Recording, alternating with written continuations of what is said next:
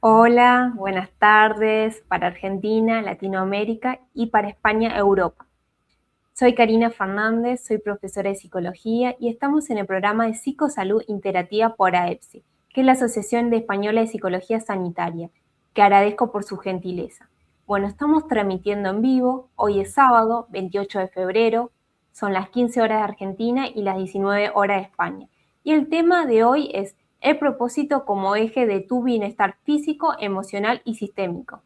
Y bueno, tenemos una invitada de lujo especial que se llama Romina Heilwirth, que es psicóloga integrativa, que es especializada en psicoterapia sistémica, orientación vocacional y gnosis ericksoniana. Ha desarrollado el concepto de llamadón. Y el objetivo de esta entrevista es explorar el propósito vital como eje organizador del bienestar físico, emocional y sistémico, comprendiendo cómo influye en los procesos de reinvención laboral, crisis de identidad en la adultez y los cambios de orientación vocacional. Hola Romina, ¿cómo estás? Hola, ¿cómo andan? Muchas gracias por la invitación, un placer estar acá con ustedes. Un placer que estés acá en el programa de Psicosalud Interactiva por AEPSI, que es la Asociación Española de Psicología Sanitaria. Y bueno, antes que todo, quería preguntarte, ¿cómo fue tu proceso de orientación vocacional? ¿En qué momento comprendiste que la psicología era un instrumento al servicio de un propósito mayor? Bueno, hace tiempo ya, cuando tenía 17 años, que estaba terminando también el colegio secundario y es la edad típica en la que decimos, bueno, qué va a pasar después que termines el colegio? Empecé a preguntarme, bueno, a qué quería dedicarme. Hice un proceso de orientación vocacional con una profesional. En aquel momento los procesos de orientación vocacional eran mayoritariamente llenar planillas de test y cuestionarios de preguntas, hasta que llegó un momento en el que mis opciones en aquel entonces eran ginecología, decoradora de interiores, obstetra y psicóloga. Y vos decís, no tiene nada que ver con nada. Pues sí, todo tenía que ver con todo, porque analizando lo que descubrí, más allá de que estas eran 4 profesiones u ocupaciones diversas, lo que entendí era que yo le quería dar un bienestar a un otro, que yo quería ayudar a que el otro tuviera mayor felicidad. A través de la decoración era a través de los ambientes, a través de la parte médica era a través de la parte de la reproducción o del cuidado del aspecto femenino, y a través de la psicología tenía que ver con lo integral o con la salud mental. Y ahí me di cuenta que la psicología era lo que yo quería. Sumado a eso, en aquel momento, a mis 17 años, uno después va variando, pero en aquel momento, a mis 17 años, mi intención o mi deseo era poder manejar mis horarios. Tenía deseos en algún momento de formar una familia y de poder dedicarle tiempo a mi familia.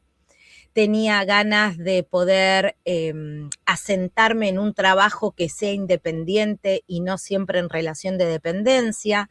Y entonces vi que la psicología, más allá de que me gustaba muchísimo la parte específica de su ejercicio profesional, entendí que la psicología reunía todas esas características acerca de mi proyecto de vida, de cómo yo quería vivir la vida y acerca de mi propósito, qué es lo que yo quería hacer con eso, cómo yo quería ayudar a un otro y que también me iba a gustar que me paguen por eso. Y así es como encontré en la psicología mi propósito y mi profesión laboral. Me recibí en el 98, así que hace muchísimos años que me dedico a esto.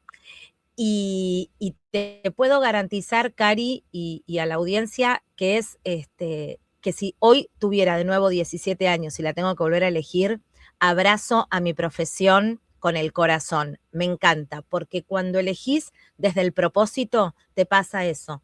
Tu profesión no tiene vencimiento, tiene reinvención, te vas ayornando, vas creciendo, vas evolucionando con tu profesión, pero no tiene vencimiento. No es, bueno, me voy a cansar un día de esto. No, porque te renovás con eso. Entonces, la psicología siempre fue mi eje. A veces fui variando de actividad, fui profe, sigo siendo profe, atiendo en el consultorio, formo profesionales, escribo libros, pero siempre con el eje de la psicología. Qué lindo, me encanta escuchar estas historias que nos inspira porque te escucho a vos y es como que me siento ciertas cosas identificada. Y qué lindo que cuentes porque a veces me pasa a mí que soy muy joven y estoy en esta transición de la adultez y las crisis que uno va estudiando y a veces uno se encuentra en las redes sociales que uno ve los grupos o cuando elige, cuando recién empieza este camino, cuando elige la carrera y empieza a elegir una universidad o en qué área uno va a elegir desempeñarse, y uno se encuentra a veces con los grupos de las redes sociales que escriben comentarios y claro, cada uno habla de su sesgo, de sus creencias y de su experiencia. Y a veces eso puede influir que uno lee ciertos comentarios y a veces no son positivos. Y eso, bueno, también igual hay que tener en cuenta, hay que tener cuidado y, bueno, obviamente trabajarlo después también en terapia. Y está bueno Sí, escuchar diferentes personas que se dedican a este tema.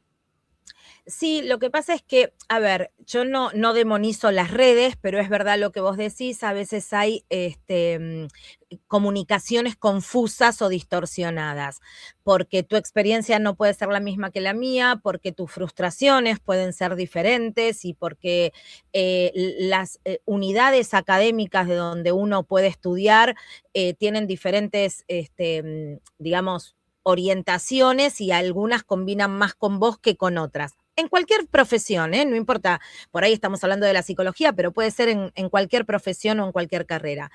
Por eso es interesante esto de hablar del propósito, porque Sí. una vez que vos tenés claro tu propósito, una vez que vos tenés claro qué, después empezás a buscar el dónde. ¿Entendés? Entonces vos tenés que tener claro el para qué y el qué. Y después buscas dónde me capacito, cómo me capacito, cuánto tiempo me capacito, qué me conviene más, qué me conviene menos. Después empezamos, porque uno no es una universidad y uno no es la etiqueta de una profesión. Uno es una persona ejerciendo esa profesión. Bueno, Entonces, eso está bueno porque cuando hablas me de la propusiste, identidad. Sí, eso está bueno.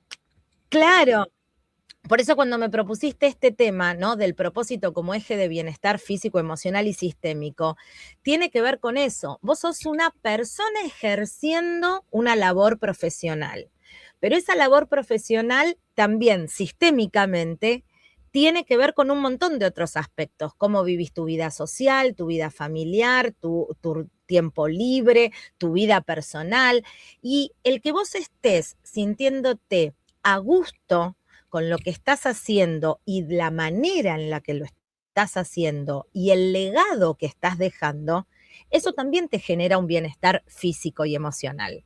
Baja las ansiedades, baja el nivel de incertidumbre que muchas veces por la coyuntura o por el contexto también aparece y por cuestiones propias personales, digo, la incertidumbre es netamente humana.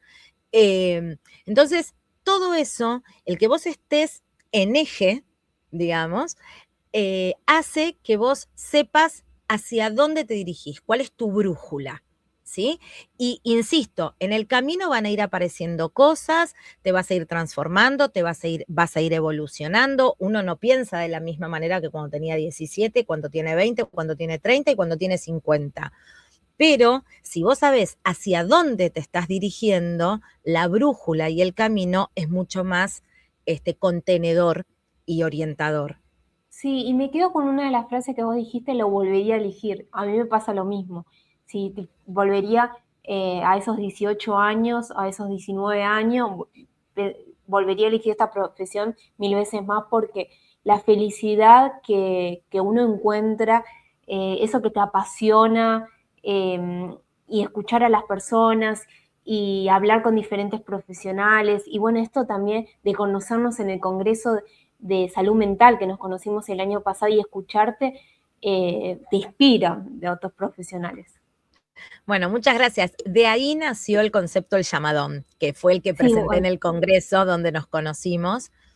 Porque el llamadón tiene que ver un poco con esto que acabas de mencionar de la pasión, pero no necesariamente únicamente. Llamadón es un concepto que desarrollé en estos años de ejercicio clínico y educativo, que conecta la llama, ese motor, eso que te entusiasma, eso que te impulsa, con el don, que son tus habilidades, tus aptitudes, tu manera de hacer esas cosas de forma natural.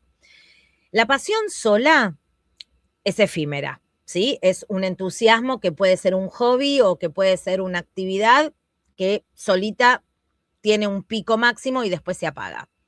El don solo se vuelve mecánico. Soy hábil en esto, entonces únicamente hago eso.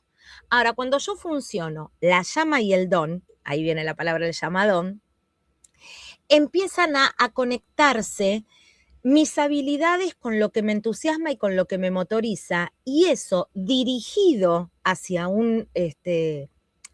hacia un norte, hacia un lugar, hacia un espacio, no lugar como lugar físico, lugar como lugar emocional, ¿no? Dirigido hacia una meta, eso se convierte en tu propósito de vida. Entonces, y eso es lo que no tiene vencimiento.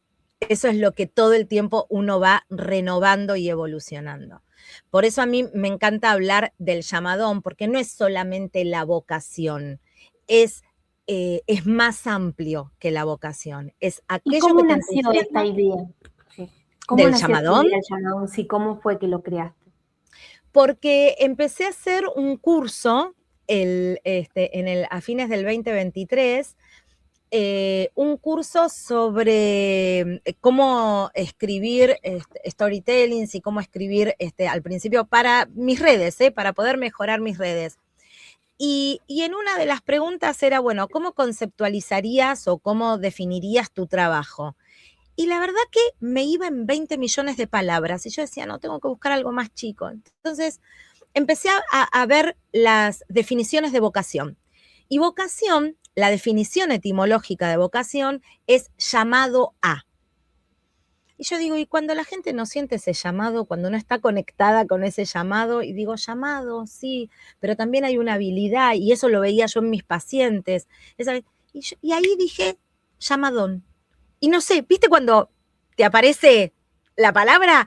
La Y dije, insight, sí, sí, la idea de insight, sí. sí.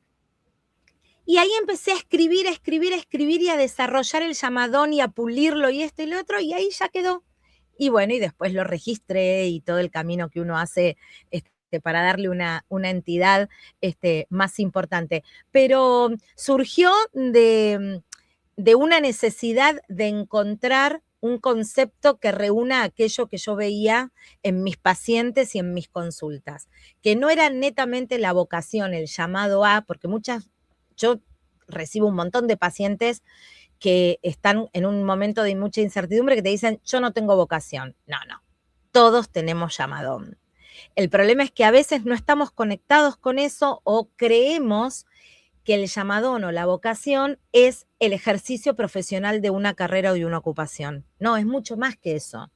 El ejercicio de una carrera o de una ocupación es una manera de plasmar tu llamadón, pero no es la única, digamos. Entonces, ahí es donde el concepto, por eso el concepto de orientación vocacional es más amplio, no es una planilla de test donde, me salió tal carrera, es qué proyecto de vida, qué propósito yo voy a perseguir o deseo planificar para mi vida, sabiendo que esa planificación o que ese deseo, insisto, es flexible y evolucionable, ¿sí? Porque si no parece como algo rígido y estático y Sí, nada eso que ver.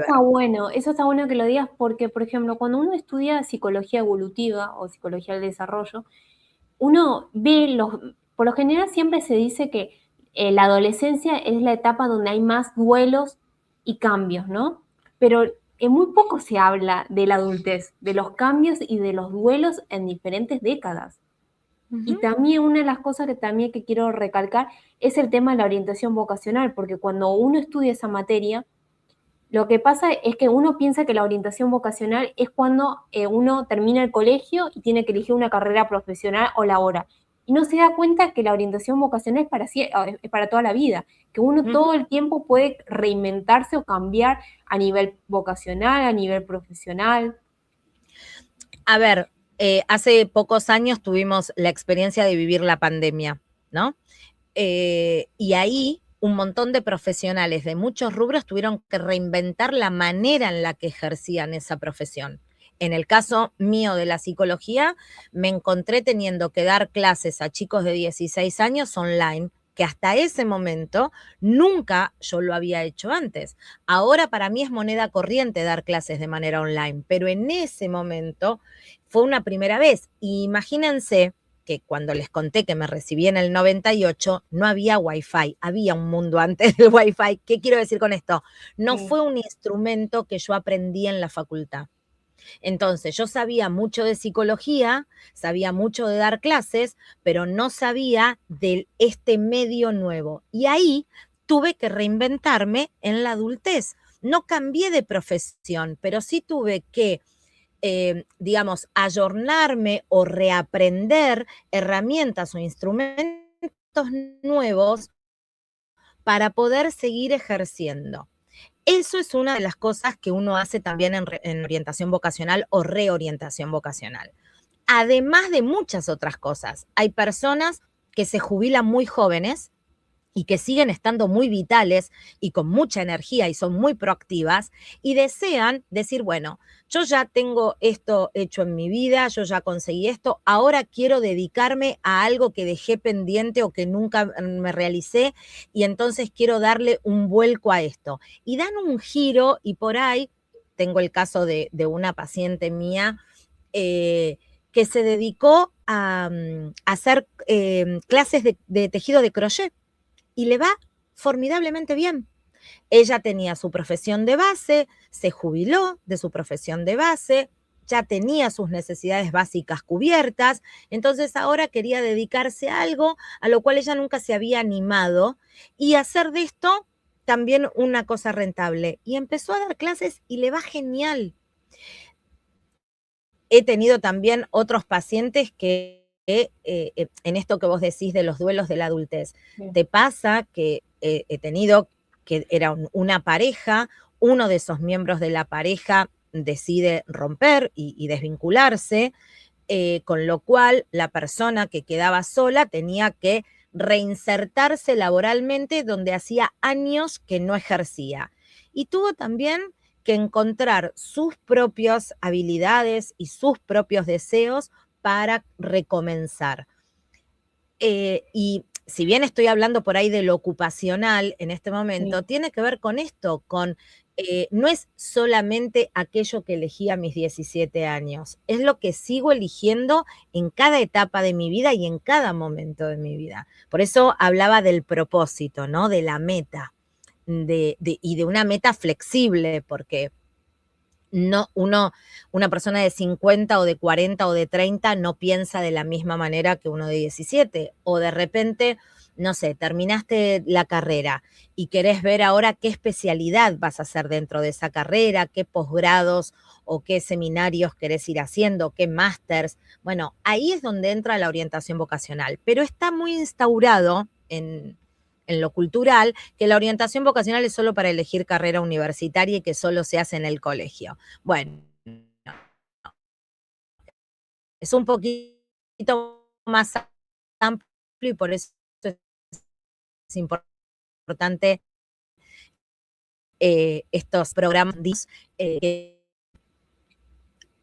Ahí Sí, se estamos. te escucha, no sé si un poco cortado la señal de Wi-Fi, Digamos. pero sí, es muy interesante lo que explicás, porque en la vida estas son las cosas que no se enseña o que se divulga poco por ahí.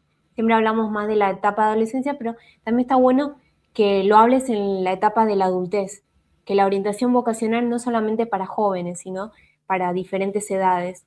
Y ahora que dijiste un ejemplo de esta paciente, bueno, me hizo recordar que hace poco vi en la televisión, Telefe, que mostraron un caso de una médica muy reconocida que se jubiló joven y bueno, decidió después de la jubilación dedicarse a lo que nunca se pudo dedicar por el tema de la medicina y por los años de que trabajó como médica en un hospital, algo que tiene que ver con arte, con cerámica, y ella está re feliz.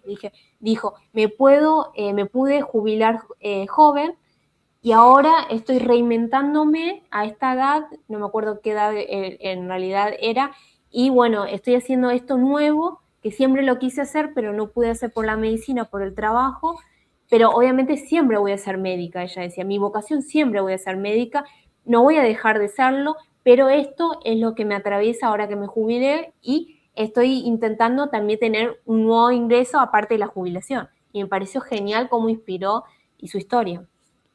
Sí, totalmente. Hablando de entrevistas, a mí me gusta ver muchas biografías y entrevistas, así como más íntimas, porque uno va conociendo diferentes perfiles. Y la semana pasada hay un médico argentino que ahora lunes y martes siguientes, el primer lunes y martes de marzo, va a hacer, es un oftalmólogo que va a hacer cirugías de cataratas a personas que no tienen acceso a obras sociales y que las va a hacer de manera gratuita acá en Argentina. Entonces yo ahí decía, ¿ves cómo ese es el llamadón? El señor no va a cobrar nada por eso. Él trabaja de oftalmólogo, tiene su fundación, tiene su ejercicio profesional, todo perfecto. Pero esto él lo hace como algo aparte, como algo altruista, digamos.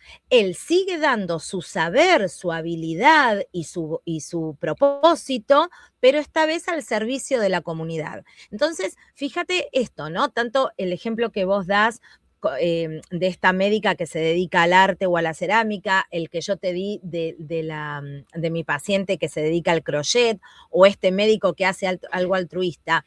Hay diversas maneras en las que uno va encontrando cómo ejercitar o cómo poner en práctica el llamadón. Insisto con esto porque siempre me preguntan, bueno, Romina, pero hay gente que no tiene para comer y demás. Por eso siempre hablé de las necesidades básicas cubiertas. Por supuesto que hay determinados grupos vulnerables que existen donde vos decís, bueno, ¿cómo se transmite ahí el llamadón? El llamadón sigue estando, lo que pasa es que hay veces que por necesidades netamente económicas necesitamos trabajar u ocuparnos momentánea o transitoria o permanentemente de algo que nos permita pagar la luz, el gas, la comida, y de repente nuestro llamadón ejercitarlo por otro lado. O no, o hay muchos chicos jóvenes que trabajan de cualquier cosa por necesidad para poder solventar sus estudios sobre aquello que sí de verdad lo sienten como su llamadón. Y entonces, en la transición hasta ser profesionales de eso y poder trabajar de eso que estudiaron, trabajan de cualquier otra cosa para solventar o ayudar a sus familias a solventar sus estudios. Por eso digo que el llamadón no necesariamente es un trabajo o una actividad ocupacional. Tiene que ver con una manera de ser en el mundo, ¿sí? Y desde ya que hay grupos vulnerables, pero aún esos grupos vulnerables tienen un llamadón. Tenemos que, digamos, los profesionales de la salud, o por lo menos a mí me gusta pensarlo de esa manera, tenemos nosotros que ver cuáles son los puentes que pueden ir ayudando a las personas a conectar con ese llamadón y a poder ponerlo en práctica. No quedarnos solamente con la circunstancia, sino Eso está muy abordar esa bueno lo que decís. circunstancia. Sí.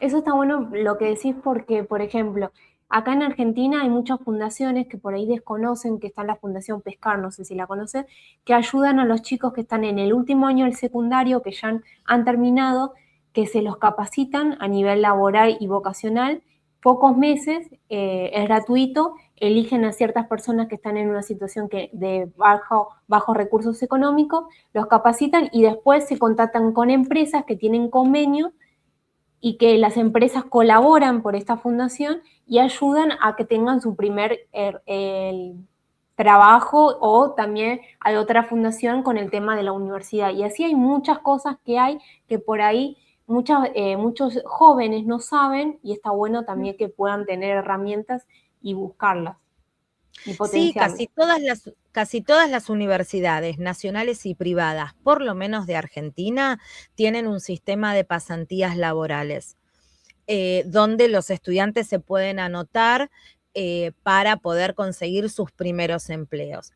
Todas también las universidades privadas y estatales, cada una tiene sus condiciones y sus requisitos, pero es algo que funciona, tiene sistema de becas. Entonces, o ayudantías estudiantiles. Entonces, es una cuestión también de ir informando eso para poder, como digo siempre, establecer puentes de conexión, ¿sí? No quedarnos con una situación y con el límite o con la limitación, sino buscar una solución o buscar alternativas. Por lo menos, insisto, a mí me gusta pensarlo y ejercerlo desde ese lugar, porque si no es como decir, bueno, ok, me enfrento a un conflicto, bueno, listo, es esto. ¿Y por qué es esto? Desafiemos en el buen sentido de la palabra el es esto. A ver, cómo podemos encontrar alternativas? Porque si no es esto de, bueno, yo soy así o esta es mi condición, es la que me toca. No, no, pará, podemos hacer algo con esto, podemos hacer algo más. Bueno, eso también tiene que ver el llamadón. Bueno, a mí me encanta eso, lo que dijiste, de buscar alternativas. Yo creo que eso está buenísimo, porque frente a un problema siempre hay soluciones. Y también hay una terapia, una técnica, que es terapia centrada en soluciones. Y ahora con todo lo que vos dijiste, me resonó mucho un libro que leí el año pasado y que me firmó Bernardo Estamateas, y que dio una disertación sobre vida nutritiva, que él habla de las diferentes etapas de la vida.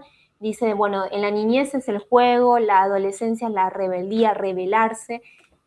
Bueno, y decía de diferente. Y ya a los adultos mayores decía el tema de dejar un legado, ¿viste? Pero decía que esto no tenía que ser de manera estructurada, que vos podías no haber experimentado el juego de niño porque tuviste que trabajar, una vida muy difícil, pero de repente en tu vida ya de adulto mayor estás pudiendo disfrutar de un nieto jugando. Y me encantó esto de que no todo tiene que ser estructurado. O por ejemplo, o estás en un año que vos estás teniendo todo el reconocimiento, la revelación, haciendo cosas como adolescente en la vida adultez, que por ahí en la adolescencia no te animaste a hacer, y no está mal, decía él. Como que son etapas, él decía. Y que cada etapa tiene su aprendizaje y su disfrute. Eso es absolutamente verdad, cada etapa tiene su aprendizaje y su disfrute, y la vida no es una checklist, digamos. Y dijo que Entonces, una cosa, necesitamos un poco de todo también. Que no nos claro, olvidemos, porque a veces en la vida adultez nos olvidamos de jugar, de disfrutar, del placer, del juego. O sea, volver un poco también a ciertas cosas, juegos didácticos, lúdicos. sí, a ver, ¿cuánta gente hay? Por ahí ahora no se ve tanto en las plazas, pero cuando yo era más chica se veía en las plazas gente jugando a las bochas. O se ve club de jubilados que van a bailar o que juegan al ajedrez, o gente en la mediana edad que se junta en determinada día para jugar al tenis o para jugar al fútbol o lo que fuera. Bueno, esas son las partes lúdicas que tiene el adulto y que a veces estaría bueno seguir fomentando. Mira, si me permitís una anécdota muy personal, yo tenía mi abuela, yo tenía 5 años, y mi abuela todos los domingos, después de almorzar, venía mi vecina María a jugar a la canasta con mi abuela. Ellas se tomaban un cafecito, jugaban un partido de canasta, es un juego de cartas, la canasta, largo, bastante largo. Ellas jugaban un partidito, yo estaba siempre metida en el medio con ellas, y cuando terminaban el partidito se daban un beso y cada una para su casa a seguir haciendo sus cosas de domingo. Pero el juego de canasta era algo que el domingo a la hora de la siesta era infaltable.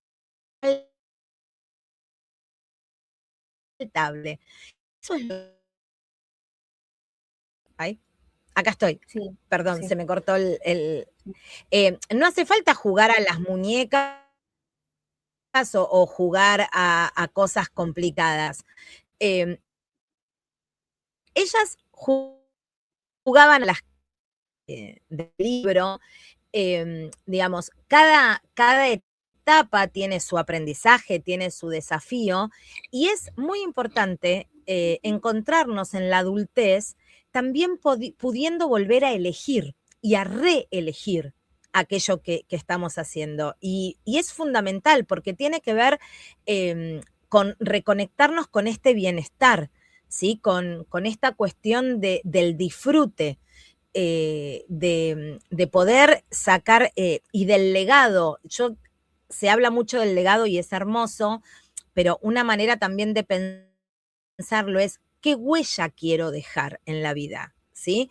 ¿Qué aporte quiero dar desde mi lugar, O sea, y no desde el ego de, quiero ser reconocida, famosa. No, no. ¿Qué aporte yo quiero dar en el mundo? O sea, yo no sé o sea, no seré famosa, no, nada, pero yo sé que a las almas que he atendido, yo sé que las he tocado y las he ayudado a estar un poco mejor. Ese es mi legado, es hermoso, o sea, esto, y el zapatero que arregló zapatos, su legado es haber ayudado a que esa persona camine más cómoda. Y la persona que hace, que te trae el delivery a tu casa, hizo que vos tuvieras una cena o una comida compartida con alguien de manera más rápida. Entonces, acá no hay más importante o menos importante. Eso Todo está es bueno lo que necesario. decís, Esto es lo porque sistémico. todos nos necesitamos, todas las áreas. Es que eso es lo sistémico. Todo Sí. es una cadena, ¿entendés? Una cadena que está interconectada y cada eslabón hace a la cadena. No hay eslabones más importantes que otro. Todos son necesarios. Por eso mi mirada es sistémica, porque no es más importante un abogado o no sé, el cajero del supermercado o el psicólogo o el médico. Y estoy solo hablando de profesiones, hablo también de personas. No hay gente más importante que otra. Todas cumplimos una función y un rol en el sistema. O sea, te escucho y es muy inspirador todo lo que decís porque me encanta. Bueno, te quería preguntar, de tu enfoque sistémico que ya lo nombras, y bueno, para las personas que no saben de psicología, es un enfoque psicológico, porque siempre se habla más del psicoanálisis acá en Argentina y más del cognitivo-conductual, pero por ahí no se habla mucho de lo sistémico, aunque ahora está cambiando el paradigma porque he escuchado en el Congreso de Psicología que asistía uno de la UBA y ya como que lo sistémico se está utilizando mucho hasta en los hospitales públicos y cada vez más por el tema de mucha demanda que hay de padecimientos y bueno, les ayuda con el tema de la familia y con algunas situaciones que ayuda bastante. Bueno, ¿cómo influye el propósito vital en el bienestar físico, emocional y en la organización de la vida de una persona?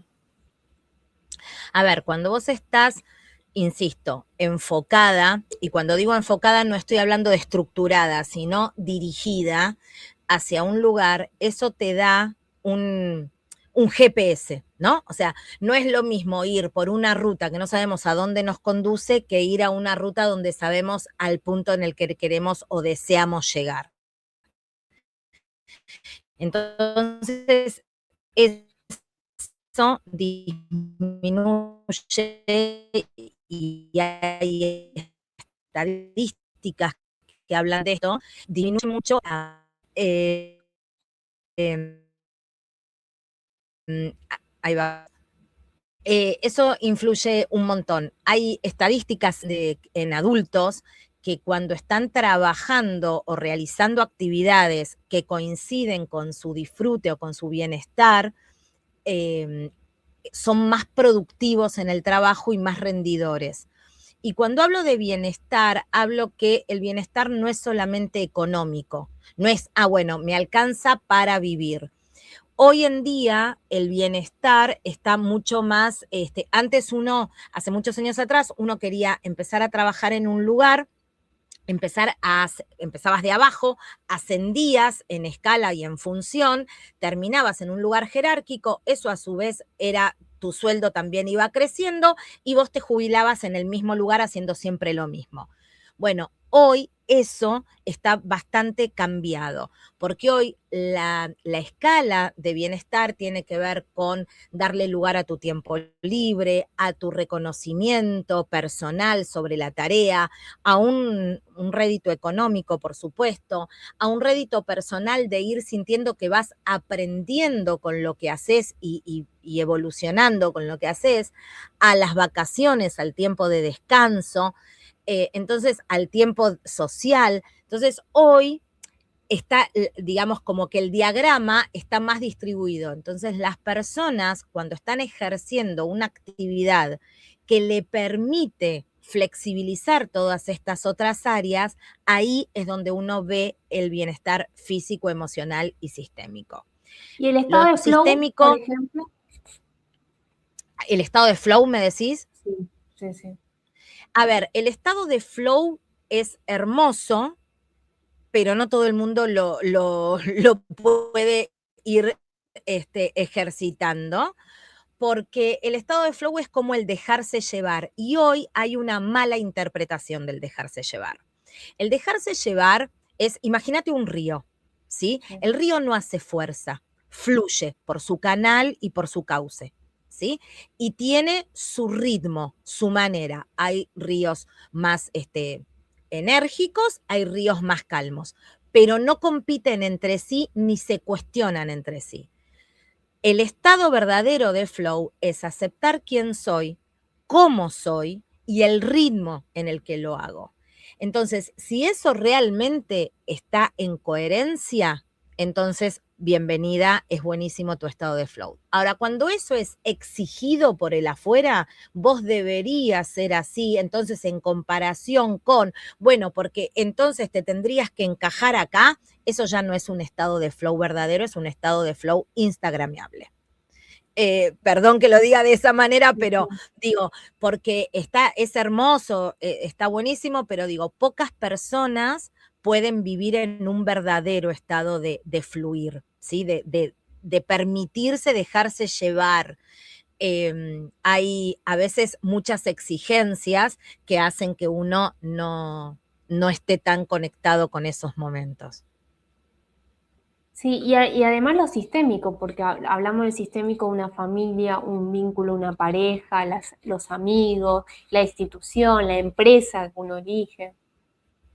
Sí, lo sistémico tiene que ver con que nosotros somos un eslabón o un miembro dentro de un sistema mayor de relaciones o de vínculos. Y cuando hablo de vínculos no estoy hablando de amigos o de gente, de vínculos, de conexiones. Entonces, yo soy Romina ahora en mi rol de psicóloga comunicadora, pero termina esta charla y soy Romina mamá. Y dentro de un rato soy Romina amiga porque me junto con mis amigas. Y mañana soy Romina la profe. Y sigo siendo la misma identidad en diferentes vínculos y conexiones. Si yo voy a dar clases a la universidad en Maya, soy la misma Romina, pero mis alumnos dirían, profe, ¿qué te pasa que viniste en malla? ¿Entendés? Y si yo voy a la playa en tacos y con un taller, me van a mirar y me van a decir, Romina, ¿te sentís bien? Entonces, lo sistémico tiene que ver con también encontrar esa vinculación entre el contexto, el rol y la función. Estar en malla es muy apropiado en la playa, pero no para ir a la universidad. Y no estoy hablando solo de la vestimenta, estoy hablando de esta combinación, estoy poniendo un ejemplo concreto, pero de esta combinación que implica cómo ejerzo mi función, mi rol y mi identidad en un contexto determinado. Eso es lo sistémico. Y así en todas las conexiones que cada ser humano o que cada individuo tiene. Entonces, por eso es interesante. Cuando uno está hablando de su llamadón o de las oportunidades que uno puede tener en la vida, uno también tiene creencias limitantes, sesgos familiares, oportunidades que el contexto me da. Yo no podría haber sido la misma si hubiera nacido acá, allá o más acá. Lo cultural también nos Lo atraviesa. cultural. Entonces, todo eso forma parte de un nivel de análisis. O sea, cuando yo tomo una orientación vocacional o una reinvención laboral, todos esos factores, por eso digo, va más allá del test, ¿no? Digo, los test siguen siendo necesarios y utilizables, por supuesto que sí, pero digo, también hay otra parte que es cómo eso es el abordaje del llamadón o de la metodología del llamadón. Sí, muy interesante. Solemos confundir vocación con propósito. ¿Cómo Ujú. diferenciar esta carrera profesional, llamadón o sentido profundo de vida? A ver, hay un concepto que está muy conocido culturalmente que tiene que ver con el Ikigai, que un poco inspiró al llamadón, tiene su inspiración ahí, que Ikigai es un concepto que tiene que ver con la razón de ser. Que después una persona lo reformuló y dijo, bueno, ¿qué es lo que harías sin que te paguen? ¿Qué es lo que dejarías tu huella en el mundo? Y otros dos ejes más que lo mecanizó únicamente al ejercicio profesional o laboral. El llamadón tiene que ver con el propósito, porque el propósito es cómo quiero vivir mi vida, qué estilo de vida quiero tener. Y si bien esto se va reformulando y no es estático y no es rígido, el llamadón va a ir acompañando. Porque tengo que pensar qué quiero. Quiero ser una persona que pueda desarrollarme en cualquier parte del mundo, quiero hacer raíz acá, me gusta moverme, me gusta quedarme, me gusta trabajar en grupo, me gusta trabajar individual, me gusta trabajar de las dos maneras. Quiero tener una vida tranquila, me gusta la variación, cambiar constantemente, no me gusta hacer 2 días lo mismo. Son toda una serie de preguntas que son muy importantes, más allá del plan de estudio que tenga tal o cual actividad. Eso es la parte formal. Yo siempre les digo a las personas que vienen a hacer orientación vocacional que uno estudiante va a ser una determinada cantidad de tiempo hasta tener el título habilitante. Y después vos vas a seguir ayornándote o actualizándote. Pero a vos no te tiene que gustar el plan de estudio, a vos te tiene que gustar el ejercicio profesional que te da esa actividad y el ejercicio profesional en el estilo de vida que querés tener. Porque, y vos decís, bueno, pero eso siendo tan joven, ¿lo podés saber? Puede cambiar, puede ir variando, pero hay algo básico que sí lo sabes, o sea, lo que pasa es que nunca te lo preguntaste antes, nunca te detuviste a pensarlo. ¿Te gusta lo grupal? ¿Te gusta lo individual? ¿Qué querés hacer? ¿Querés ayudar a un otro? ¿Querés colaborar con un otro? ¿Querés divertirte con un otro? Y vos decís, ¿qué? ¿Un trabajo para divertirme? Sí, ¿por qué no? A ver, ¿alguno de ustedes alguna vez fue a algún espectáculo donde hubo un anfitrión que por ahí los hizo divertirse, los hizo bailar o les mostró una destreza o algo? Bueno, esa persona se capacitó para hacer eso. Y esa persona los está divirtiendo y está compartiendo con ustedes un momento agradable. Em, la vez pasada tenía una persona que se dedica al rubro de lo artístico y me decía, no, porque mi papá pensaba que yo me quería dedicar a lo artístico porque era medio vago. Esa persona entrena y ensaya 10 horas por día para eso. Nosotros vamos a ir a ahí se me escucha de nuevo. Así que lejos de ser vago, esa persona era extremadamente comprometida y dedicada con eso que parecía tan fácil, tan artístico. Así que eso tiene que ver el propósito, con el estilo de vida que vos deseás o aspirás para tu vida, para tu existencia. Y qué lugar en el mundo querés empezar a buscar. Y son preguntas no tan fáciles, pero necesarias para ir conectando con el llamadón. Claro, y que llevan también su proceso también. Sí, por supuesto. Sí, sí, no son preguntas que en un minuto se contestan. Son preguntas que requieren una elaboración. Porque, insisto, casi nadie se las pregunta, y menos a temprana edad. Claro. Vivimos más ¿Cómo en la puede inmediatez. adaptarse? Sí, ¿cómo puede adaptarse el concepto japonés de Ikigai, que lo dijiste, a nuestra realidad para orientar procesos de reinmersión laboral o crisis de identidad en la adultez? ¿Okay? Se escuchan muchos casos, quiero cambiar de trabajo pero no sé cómo. Ujú. A ver, en diferentes contextos se da de diferente forma, porque también aparece otro interrogante que es, bueno, a determinada edad no voy a conseguir trabajo, y eso también a veces hoy es un mito. un mito y un poco de realidad, depende de los contextos, ¿no? Pero ¿a qué voy con esto? Nada te imposibilita reinventarte. Y es verdad que hay personas que quieren arrancar de cero con algo nuevo, que por ahí en otro momento no tuvieron la oportunidad y ahora sí se quieren dar la oportunidad. Y hay otras personas que quieren reutilizar el saber que ya tienen en una nueva manera de ejercerlo. Invento. Soy abogada, toda la vida me dediqué a familia, ahora me quiero dedicar a la parte comunitaria, por ejemplo, pero sigo siendo abogada.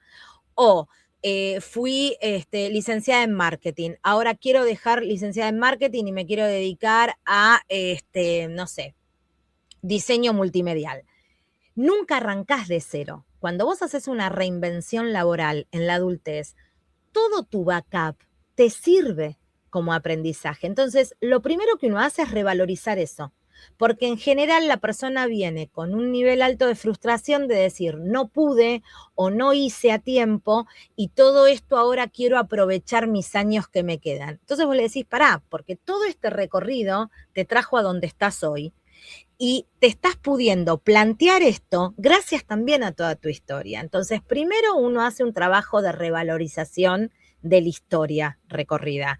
Y después, un punto de inicio de nuevo de decir, bueno, ¿qué querés hacer? ¿Necesitas capacitarte? ¿Necesitas aprender algún instrumento o alguna técnica nueva? ¿Necesitas reayornar lo que tenés? ¿Por dónde querés empezar? ¿Es en relación de dependencia? ¿Es en un emprendedurismo? Bueno, ¿cómo se hace para emprender algo nuevo? Y entonces también hay que aprender eso si nunca lo hiciste. O si es en relación de dependencia, ¿qué lenguaje hoy hay en los reclutamientos laborales para personas adultas mayores? Entonces, todo eso es lo que uno colabora en la orientación vocacional, pero volviendo a el eje de ¿para qué querés hacer esto? Porque hay personas que dicen, mira, lo quiero hacer porque necesito incrementar mis ingresos, porque quiero seguir manteniéndome, porque me siento activa.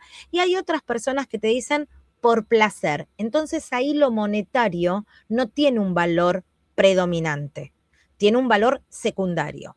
Y hay otras personas donde sí lo monetario sigue teniendo prioridad por una cuestión de necesidad y de solvencia, y no estoy hablando de que está bien o mal, sino que estoy hablando del foco que uno le tiene que dar a cada cosa. Entonces, ahí es donde empezamos a delinear este nuevo mapa, ¿sí? Para poder ir atravesando esta nueva etapa de reinvención. Pero lo primero la primera cosa que uno hace es revalorizar el camino recorrido, porque es el que te trajo hasta ahora, es el que te trajo hasta acá. Entonces no es que hiciste todo mal o que no tuviste oportunidades, son las que pudiste en ese momento y ahora te estás dando una nueva chance. Y eso es lo maravilloso.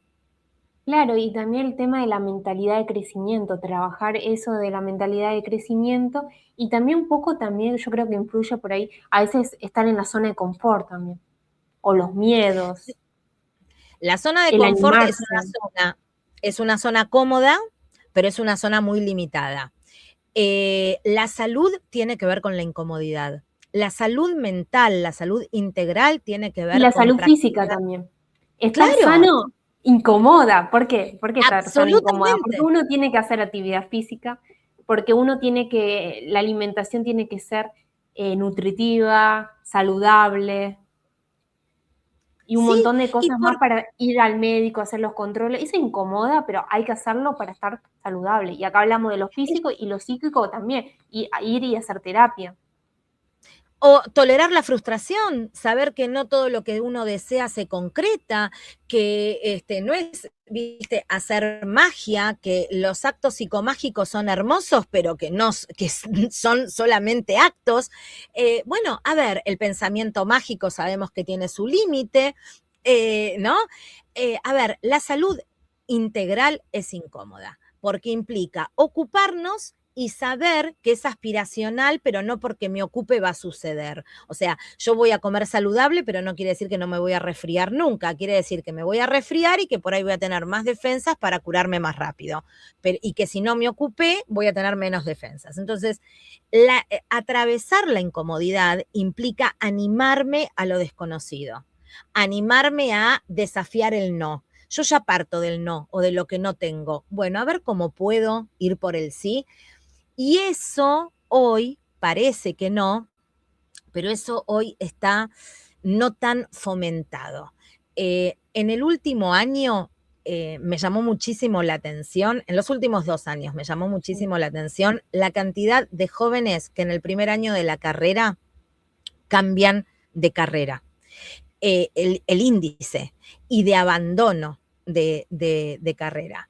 Y tiene que ver, una de las explicaciones que leí y que adhiero, tiene que ver con la poca tolerancia a la frustración. ¿En qué sentido? No nos preparan y no estamos ejercitando, ni los adultos tampoco, no estamos ejercitando ok, sí, me salió mal, dale, vuelvo a intentarlo. Sí, no salió como quería. Bueno, a ver qué tengo que aprender de esto, cómo me lo mejoro, qué cambio. Dale, lo vuelvo a intentar. Queda la sensación de tiempo perdido, queda la sensación de impotencia, de no lo logré, no fui lo exitoso que se esperaba de mí, no lo vuelvo a intentar. Claro, como Messi, por ejemplo. Podemos dar el ejemplo de Messi, que es genial. Totalmente. ¿Cuánto le Es tocó? hermoso. O sea, era es uno de los mejores jugadores, pero él siempre quería ganar lo de la Copa, el Mundial, y se le dio recién a los 35. Y después del 4º Mundial jugado. Sí. Y cuánta frustración y las críticas que tuvo que recibir.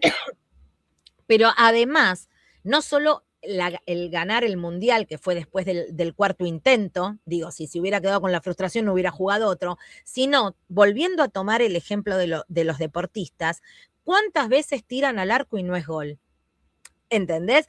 En una entrevista a Manu Ginóbili, que me encantó, él hablaba de que había sido reconocido porque, bueno, porque ganó, porque metió ese gol de oro, bla, bla, bla, qué sé yo, pero él dijo, para yo llegar a eso, perdí 59 partidos. Y hablando, y escuchando también otra entrevista de Djokovic, que hace estadísticas de todo, es maravilloso escucharlo al tenista, decía que él llegó a ser primero en el mundo, pero que en sus estadísticas personales, él perdió el 51% de sus partidos jugados, que con el 49% salió primero en el mundo, de sus estadísticas personales. O sea, él perdió, Manu Ginóbili lo dice igual, con Messi también lo podemos ver, él perdió más veces que las que ganó. Sin embargo, las que ganó le sirvieron para estar ubicado donde está ubicado. Y está buenísimo. Entonces, esto quiero decir, no es que yo quiero dar un mensaje de vas a perder más de lo que vas a ganar. No, pero en cada piedrita en el zapato, vas a ir aprendiendo algo del camino. Y eso te va a permitir generar un paso más adelante. Yo hago hipnosis ericksoniana. Milton Erickson era un psicólogo sistémico muy conocido en los años 1950. Y él tenía un cuento hermoso que se llama Aprender a pararse, del libro Mi voz irá contigo, que se los recomiendo a todos, que hablaba de cómo observás a un niño, a un infante, aprender a caminar. Y que nos olvidamos de cómo aprendimos a caminar. Y uno cuando intenta aprender a caminar, lo voy a contar brevemente, pero lean el cuento porque es hermoso, uno intenta pararse, sostener en equilibrio la cabeza, las caderas, las piernas, las rodillas, que no se te flexionen y ¡pum! Te vas de cola al piso. Y el niño o niña vuelve a intentarlo y así hasta que hoy caminamos, corremos el colectivo, hacemos maratones, andamos en bici. ¿Qué quiero decir con esto? Si ante el primer caída al piso decimos basta, no caminaría ninguno de nosotros. Entonces es una metáfora hermosa porque, digo, la vida es eso, es caernos y pararnos, caernos y pararnos. ¿Hay golpes más fuertes? Sí, es verdad. hay golpes más fuertes. Y esos por ahí nos lleva un poquito más de tiempo recomponernos. Pero la zona de confort o el no conectarnos con el propósito hace que quedemos en una comodidad que termina siendo enfermante para nuestro sistema. O sea, nuestro sistema emocional queda como en una cosa amorfa donde ya la insatisfacción o satisfacción no, ni nos hace pregunta. Y eso empieza a generar ansiedades, depresiones, entre tantas otras cosas. No estoy diciendo que eso sea el Eso está único bueno. causal, son Eso está bueno que vos multicausal, pero dijiste que hay que cuestionarse esto del pensamiento, o sea, sí. el pensamiento crítico. Bueno, eso es algo que yo me pongo a pensar, ¿qué va a pasar con el futuro? Porque es como que cada vez yo siento en psicología, en la carrera profesional, cada vez nos desafía más, que más tenemos que estudiar, que más, porque por ejemplo, lo hablaba la vez pasada que le pregunté al presidente de psiquiatría de Argentina, ¿qué va a pasar con el DSM-6? Porque lo vamos a tener que estudiar. ¿O qué pasa con la inteligencia artificial?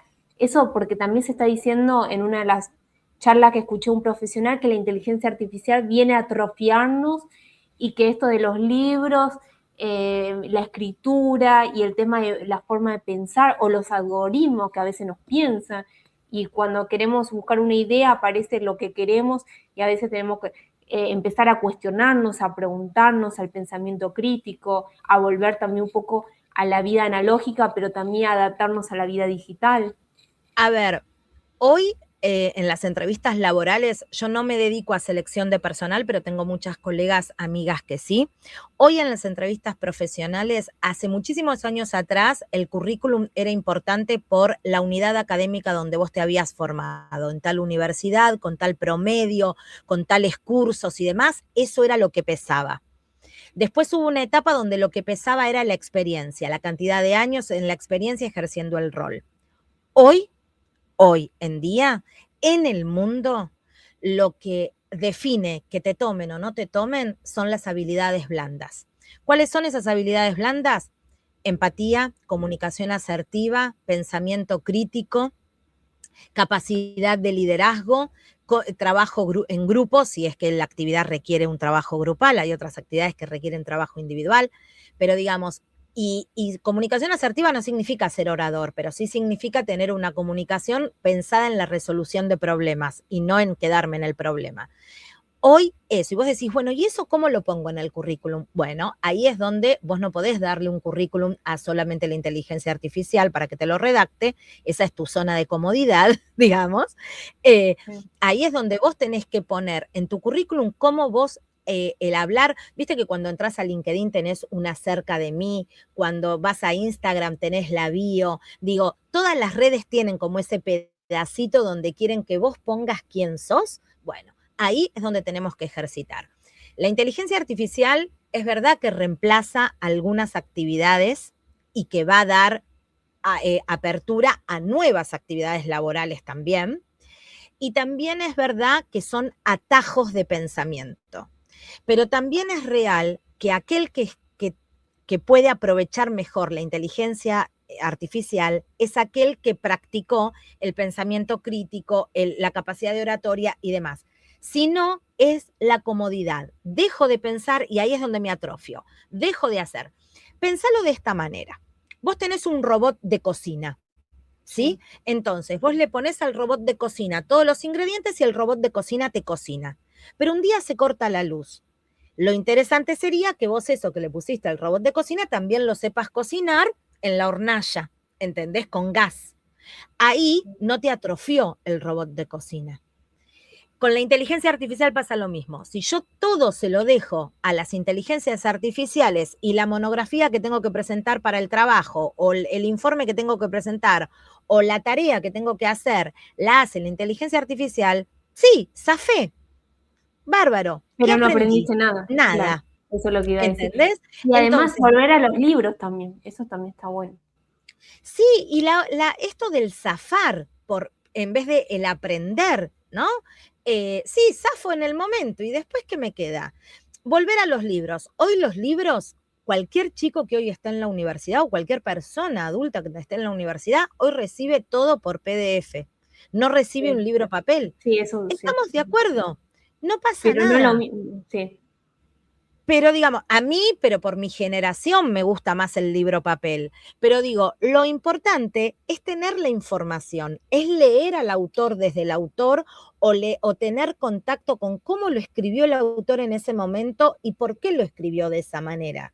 Entonces, esa comprensión lectora hace, porque la inteligencia artificial me lo da todo desmenuzado y yo no aprendo a desmenuzar. Entonces, eso también es revalorizar. Y eso también tiene que ver con el propósito. Porque si no, el día de mañana voy a ir a un médico donde me va a hacer, o a un dentista, o a un contador, o a un mozo, que voy a tener que poner teclas y que no va a haber el contacto humano. El contacto humano, nosotros los humanos, siempre lo vamos a revalorizar porque Bueno, pero somos vos seres sabés que se está sociales. cuestionando ese tema. A mí me impacta, pero bueno, en una de las charlas de la inteligencia artificial yo le decía, bueno, pero no va a reemplazar el abrazo humano. Y me decía, ¿y si te hago pensar que va a haber un robot o un brazo que ya existe que te abrace? Y eso me dejó pensando y digo, pero igual el contacto humano, la mirada, yo estoy viendo mucho y eso es preocupante, muchos adolescentes Es, que es no que los saben hay. comunicarse con el otro de la mirada. Mira, te doy un ejemplo más básico que me ha pasado el año pasado, que sí, me fui de vacaciones con mi hermana, y algo que a mí me gusta mucho es observar, ¿viste? Estábamos en una pileta hermosa, al frente de la playa, la costanera, todo en un hotel, y justo estábamos relajándonos. A mí me gusta mucho observar a veces a la gente, qué hace, los comportamientos. Y bueno, y hubo un cumpleaños adolescente.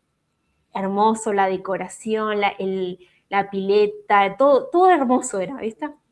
Y los chicos empezaron a saludar, cada uno estaban todos con el celular, ni uno se estaba mirando cara a cara, ni uno estaba disfrutando el momento.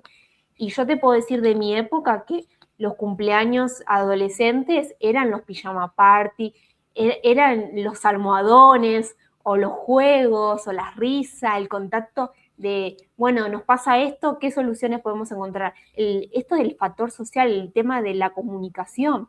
Y en este caso estaban todos con el celular, ni uno disfrutando el cumpleaños, ni uno casi hablándose, ni mirándose a los ojos. Lo estaban disfrutando de otra Sí, manera. Lo que sí. digo es, ¿y nosotros, como adultos, qué propuesta le hicimos a esos adolescentes? Porque por ahí, con solo proponerles dejar el celular en una canastita o generar una dinámica, ese adolescente dejaría el celular o lo dejaría por lo menos en el bolsillo o lo miraría 3 minutos menos.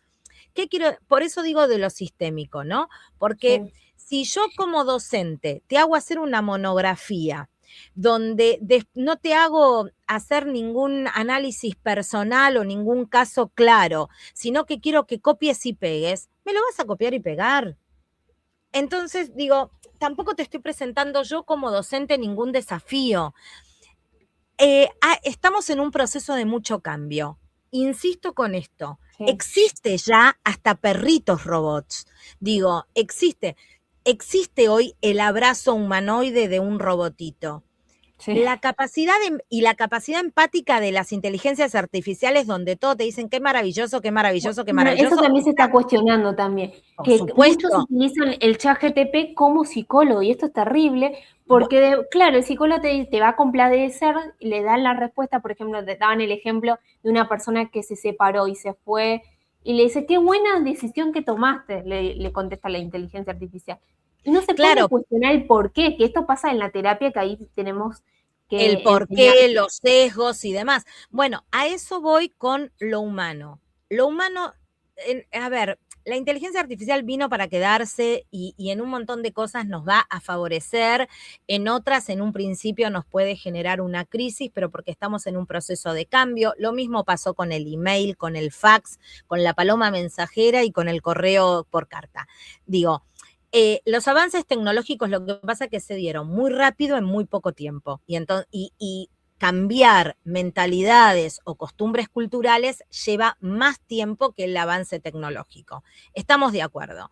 Digo, el avance tecnológico que hay en la medicina, antes te abrían de acá a acá para operarte, ahora hace ya un montón de años, con la láparo, con 2 incisiones, hacen maravillas. Entonces digo, no estoy en contra del avance. Lo que sí creo es que se requieren nuevas estrategias y de una manera más transversal hacer diferentes cambios. Y ahí, y profundamente, lo humano no se reemplaza. Si bien, a ver, ¿alguien vio la película Náufrago de de Tom Hanks, donde él empieza a hablar con la pelotita, Wilson? O sea, el humano necesita del contacto humano. Somos seres en manada, somos animales que nos gusta estar en comunidad y en sociedad, a pesar que a veces hacemos complicaciones en la sociedad, ¿entendés? Porque digo, también generamos roces, conflictos y demás, pero nos gusta la vida en comunidad. Y esta vida en comunidad no es perfecta, pero es lo que el humano elige. Entonces, hoy, con toda, digamos, con todo el avance, estamos obnubilados con, ay, qué maravillados, con, ay, esto me lo resuelve, y estamos todos ahí. Pero después, cuando esto se asiente y decante, vamos a querer volver, no te digo a lo de antes, pero vamos a volver a revalorizar otros aspectos y vamos a poder ubicar a la tecnología en el lugar que la ubican. A mí me da mucho enojo mensajes como, por ejemplo, el otro día lo leí en Instagram, el creador de Twitter, que dice que despidió a 4.000 empleados, que los reemplaza la inteligencia artificial, y da un mensaje totalmente desalentador con respecto al futuro laboral y profesional de determinadas cosas. La verdad, a mí ese tipo de mensajes me parece que no suman. Y dicho por personas que son líderes, como esa persona, me parece que hasta son peligrosos, porque desmoralizan a gente que a gente que está iniciando caminos y está pisando brotes. Entiendo que por ahí nuestras dinámicas profesionales van a ir cambiando, que hay profesiones que van a ir siendo reducidas y nuevas profesiones que van a ir apareciendo. Eh, una de las nuevas profesiones que apareció y una de las nuevas carreras que puso la UBA como algo puntual específico es análisis en base de datos. Eso antes de la pandemia no existía.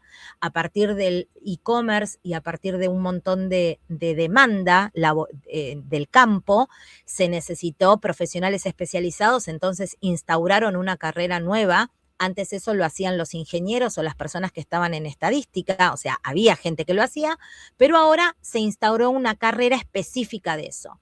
Experiencia del usuario es otra de las carreras que antes no existía. Entonces, entiendo que van a ir naciendo ocupaciones laborales y carreras nuevas que por ahí hoy todavía no conocemos y que se van a ir desarrollando.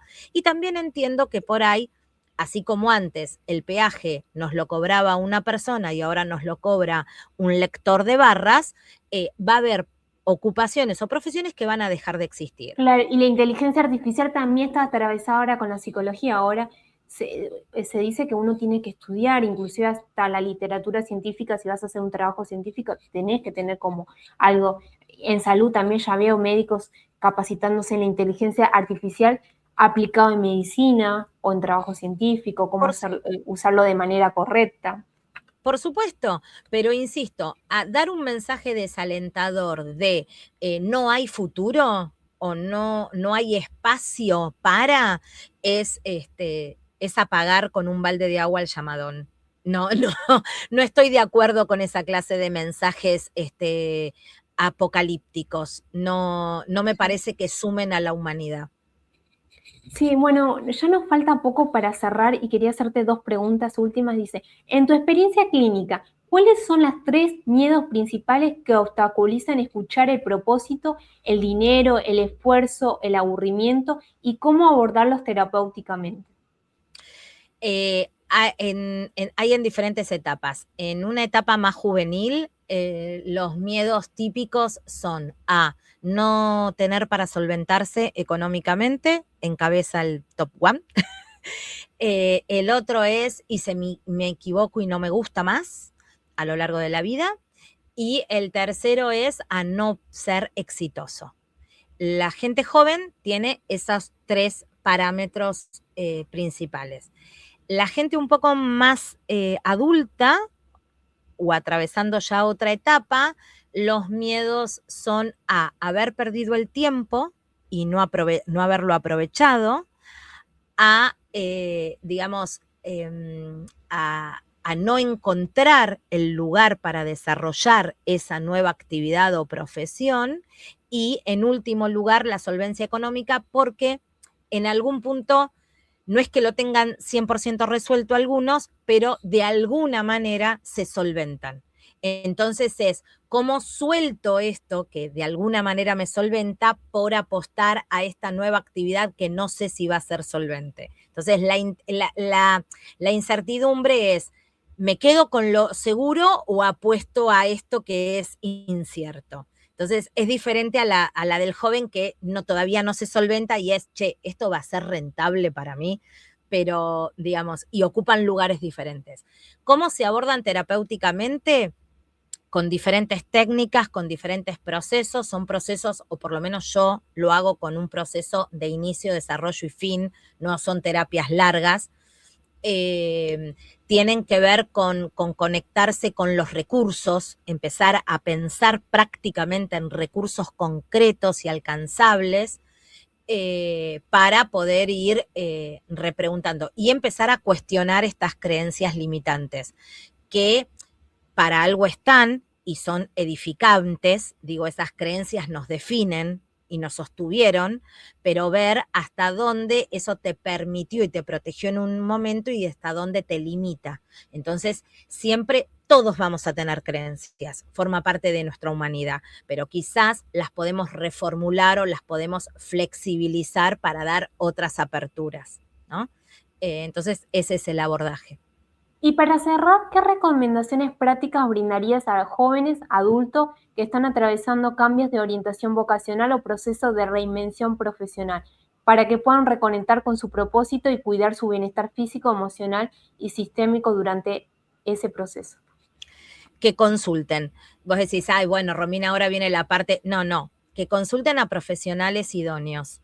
Que no minimicen, ay, bueno, no sabe qué hacer, no sabe qué estudiar, ya se le va a pasar, ya lo va a encontrar. Bueno, anotate en esto que vos sos bueno para esto y después ves. ¿A vos te gustaban los números? Anotate acá. ¿A vos te gustaba esto? Anotate. No, no minimicen.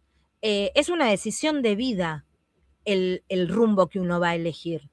Y si bien es flexible y demás, no es trivial. Entonces no lo pongan en ese lugar tan peyorativo. Busquen ayuda, ¿sí? Hay muy buenos profesionales, hay otros que no hacen, porque también me dicen las orientaciones vocacionales no sirven. No, no sirven cuando son una administración de planillas. Eso obvio que lo conseguís por internet. Eso no es una orientación vocacional, eso es una administración de test. Los test nos ayudan a los psicólogos o a los psicopedagogos, nos ayudan a tener como si fuera una tomografía computada de un montón de cosas, ¿sí? Pero después hay toda otra parte clínica que se quiere, que se requiere. Y para eso, para los profesionales, esto no es autoadministrable, esto es para profesionales de la salud y de la educación. Hice mi librito, que son todas técnicas para trabajar orientación vocacional, técnicas que no son test, ¿sí? Son técnicas de dinámicas, procesos, algunos son metafóricos, análisis de canciones, juegos, todas dinámicas para hacer en el consultorio o en el colegio, para repensar a la orientación vocacional desde el abordaje del llamadón y no desde solamente, bueno, el 70% te dio para humanidades, el 40% te dio para lógico-matemática, porque digo, los seres humanos sistémicamente somos más que eso. Así que, bueno, eso lo hice para los profesionales. Todavía no hice algo para las personas que quieran orientarse porque prefiero sí el contacto humano. ¿Y dónde lo pueden comprar ese libro? Lo pueden comprar desde mi página, que ahí lo están poniendo en el banner, desde mi página entran, y desde mi Instagram también, está en Tiendap, y lo pueden comprar de cualquier parte del mundo. Es un libro muy accesible, es un ebook muy accesible, porque la idea, ¿por qué lo accesible? Para que pueda ser difundido y que más personas puedan poner en acción el abordaje del llamadón. Muy interesante. Leo dos comentarios que nos dejó la audiencia que dice, Dale. el tema es que la humanidad y la sociedad llevó a este punto de falta de contacto humano también. Eso es verdad también. Y te digo, dice, el campo laboral va a cambiar como ya pasó antes de la revolución industrial. Cada tantos años hay este tipo de cambios ineludibles. ¿Qué puedes decir de esto? A ver, que es real, digo, es esto que hablábamos antes. En algún momento las actividades laborales eran de una manera, ahora se hacen de otra, y el tema es que hoy en día lo tecnológico va más rápido que el acostumbramiento o la adaptación. Los seres humanos tenemos, como los animales, capacidad adaptativa, en el mejor de los casos. Y esta adaptación lleva un proceso. Y la adaptación de las instituciones lleva un tiempo mucho mayor. Digo, el ser humano, ponele, por decir, no sé, nos lleva 3 días adaptarnos, a las instituciones le lleva 3 meses. Entonces, estamos en un proceso de transición donde la realidad tecnológica nos impone un modelo que las instituciones todavía les lleva tiempo adaptarse y el ser humano quedó en el medio. Pero sin lugar a dudas vamos a ir logrando adaptarnos. ¿Y por qué llegamos a esta despersonalización? Porque es mucho más fácil despersonalizarnos y mucho más cómodo despersonalizarnos que comprometernos. Es mucho más fácil mandar un fueguito por Snapchat o mandarte un corazoncito por Instagram a ver si vos me respondés o no, que ir y decirte, che, me gustaría invitarte a tomar un café. ¿Aceptás? Y que la otra persona me diga sí, no, y el impacto que eso me genera, ¿no? Es más cómodo, pero volvemos a lo que hablábamos hace minutos atrás. La comodidad no siempre nos asocia o nos acerca a la salud. La salud implica correr riesgos. Y cuando digo correr riesgos, no estoy diciendo que caminemos arriba de una cornisa. Significa animarnos a hacer aquello que nos genera un poquito de incertidumbre. ¿Sí?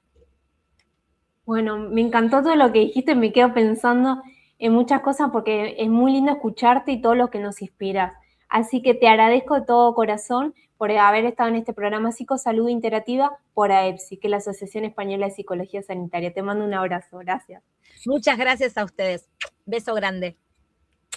Bueno, nos tenemos que despedir de este programa Psicosalud Interactiva y nos volvemos a ver en nuestro próximo encuentro. Les mando un abrazo. Chao.